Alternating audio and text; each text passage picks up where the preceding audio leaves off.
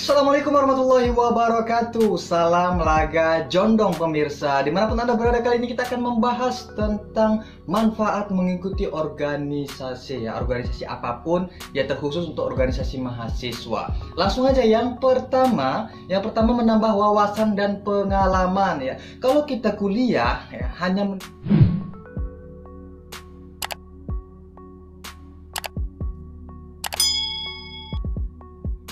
mendapatkan teori saja dalam bangku perkuliahan itu saja tidak cukup. Dalam organisasi kita mengikuti berbagai macam kegiatan ya, kegiatan sosial ya, kepanitiaan dan lain sebagainya. Di situ kita mengetahui bagaimana pola-pola yang ada di lapangan. Bukan hanya sekedar teori. Kalau kita pernah belajar ya di bangku perkuliahan, ada namanya pengorganisasian dan masyarakat.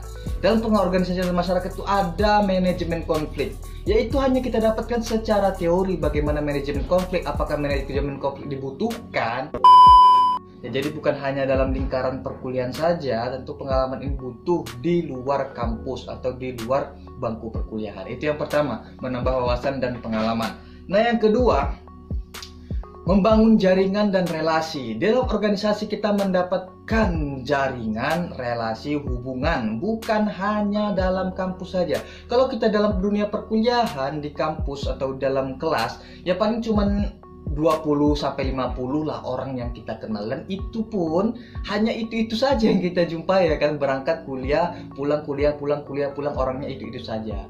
Nah, dalam organisasi kita dapat menemui berbagai macam orang dari berbagai macam kalangan ya. Tidak hanya dalam ruang lingkup yang kecil, tapi di ruang lingkup yang besar skala nasional. Apalagi kalau kita ikut organisasi eksternal kampus ya, skalanya nasional.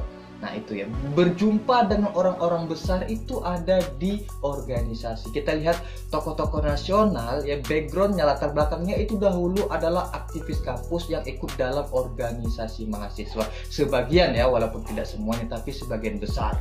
Karena dalam organisasi ini kita menemui berbagai macam bentuk manusia yang inovatif, kreatif, ya produktif, ya mempunyai pemikiran-pemikiran, mempunyai prinsip, mempunyai integritas. Di mana kita dapatkan dalam organisasi, perkumpulan berbagai macam bentuk karakter dalam organisasi. So, dalam organisasi ini dapat membangun jaringan, relasi, networking. Itu ya yang kedua. Nah, yang ketiga ialah menempa diri ya, membangun soft skill, potensi, karakter.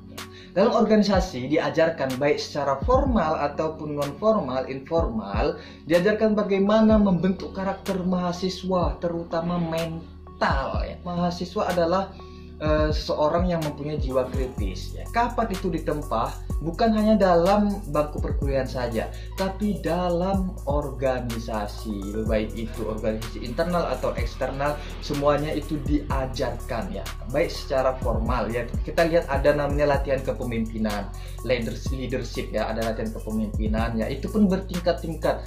Ada tahap pertama, kedua, dan ketiga sesuai dengan organisasi yang kita ikuti, tapi itu diajarkan ya, bagaimana memimpin suatu organisasi, bagaimana memimpin kegiatan, bagaimana memimpin suatu keadaan ya, bagaimana ketika ada permasalahan kita menghadapinya dengan elegan ya, tidak membabi buta ketika ada permasalahan gitu, nggak gitu ya. Dalam organisasi ini diajarkan bagaimana menghadapi masalah ya, karakter mental kita diajar dalam organisasi. Jadi itu saja sih 3 manfaat, sebetulnya banyak, tapi dalam sub-subnya itu sudah saya sampaikan tadi ya. Kita semua mahasiswa ikuti organisasi, nikmati prosesnya ya, insya Allah nanti kita akan menjadi manusia yang dapat memanusiakan manusia.